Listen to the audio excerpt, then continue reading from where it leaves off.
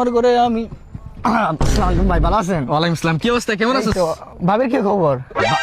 ভালোই তো, খারাপ কি? ভালোই। একটা প্রশ্ন যদি করতাম আর কি, কিছু যদি মনে না করতেন ভাই। কর কর কর, তুই ছোট ভাই কর। Personal question. আরে বেটা করস না, সমস্যা কি? এই ভাবিরে আপনি কতটা ভয় পান? ভয়? ও মা গো।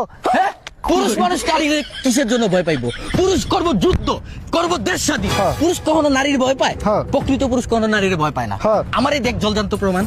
একটা মানুষের সামনে যদি বাঘ আইসা পড়ে যেরকম ভয় পায়, ঠিক তেমনি ভাবে আমার বউ আমারে ভয় পায়। ভয় পায়, ভয় পায়। বুঝছো? মানে আমি যদি কই উঠ, উঠবো। আমি যদি কই বহ, বইবো। আমি যদি কই আজকে রাতে তুই বেটা ভাত খাইতে পারবি না, সে খাইবো না, বিরিয়ানি খাইবে। বেটা না বউ। মানে আমি যেরকম আর কি রাগের মাথায় তো অনেক কিছু বলে ফেলি। আমি তোর মানে কিছু পার্সোনাল কথা বলি, যেহেতু তুই বলতেছস, যেহেতু আমি একজন প্রকৃত পুরুষ, তোটা তো বলতে হইব। তো মনে করতেছস যে আমি আমার বউরে ভয় পাই।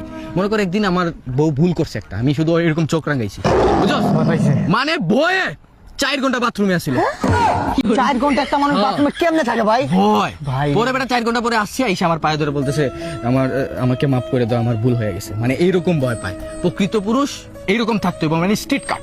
মানে বউ ভয় পাইতে হইব জামাইকে। আচ্ছা, বুঝতে পারছি। আচ্ছা ভাবি, শুনছেন ভাই কি বলছে?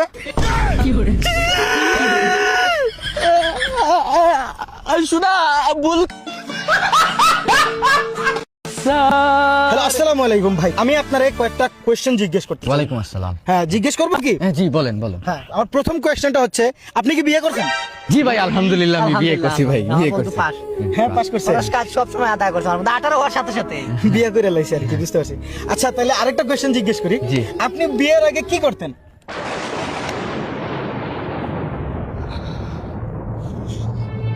ভাই, বিয়ের আগে কি করতেন?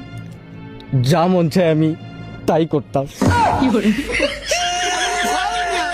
পার্সোনাল কোয়েশ্চেন জিজ্ঞেস করেন মিয়া, সেনসিটিভ জায়গায় আঘাত করেন সব। বিয়ের আগে মানুষ কি করে মিয়া? ফাউল লাগে আপনি। বিয়ের আগে স্বাধীনতা ছিল, স্বাধীনতা। ঠিক আছে, একটা বিবাহিত তুমি বিয়ের পর কি হয় আপনি জানেন না? বন্দিখানা থাকে, বন্দিখানা। সারাদিন এইটা আনে, এই করে সেই করো। রাত 10টার সময় আড্ডাও দিতে পারি না, দিতে পারি। আড্ডা দিতে 10টার সময়। হ্যালো, ঘরে আসো, বাসায় আসো। এই সব কি জানেন? এই পানি নিয়ে আয়।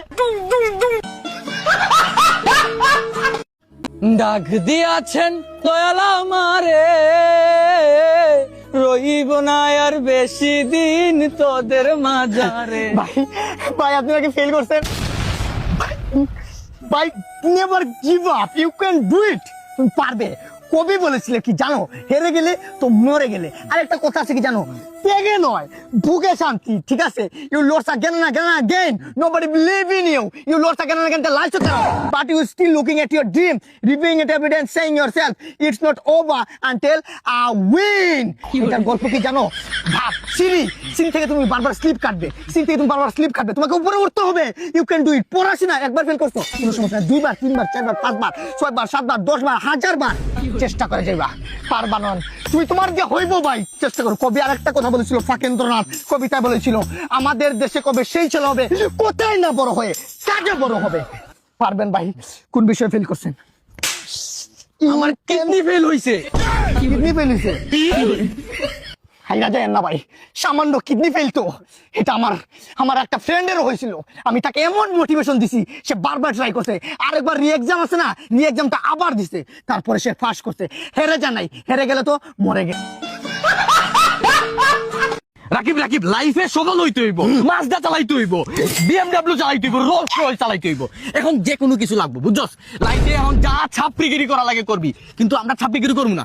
আমরা মনে করি সেই লেভেলের অ্যাটিটিউড ডায়লগ দিব, যে ডায়লগটা মারলে মনে করি টিকটক পুরো কাবাই যাইব। তাহলে ডায়লগটা তোর আমি মুখস্থ করাই দিব, তুই একবারে কপি পোস্ট করবি। ঠিক আছে, ইন্ডিয়ার ডায়লগ আমি এটা মনে কর তোর ইন্ডিয়াতে করে দিব, তুই কইও দিবি। ঠিক আছে, ডায়লগটা হইলো এরকম, আমি তো আপনে লুটা ढेरों में कहा दम था हमारा कश्ती वहां डूबी जहां पानी कम था। এটা লোক ঠিক আছে, ঠিক আছে, রেডি অ্যাকশন।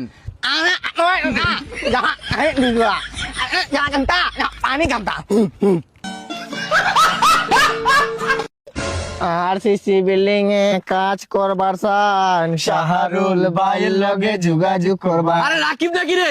এটা কি তোর নতুন বন্ধু নাকি রে? এর বাল জ্বালাই লাইছে আমার। তুই কথা কয় কি লিখা তোর বন্ধু? আরে বেটা, ও বয়রা, ও কানে একটু কম শুনে, তাই ভাবে সবাই কানে কম শুনে, এই জন্য একটু জোরে কথা বলে। এ তোর বন্ধু নতুনটা রে, একবারে কাইচিকে বান্ধ লাগতেছে, আমার দেখতে কেন জানি ঘৃণা লাগতেছে রে। আসতে বল, শুনে ফেলবো। এ বেশি জোরে কয়া লাইছি, না। দেখিস আবার হুইনা লাইবো।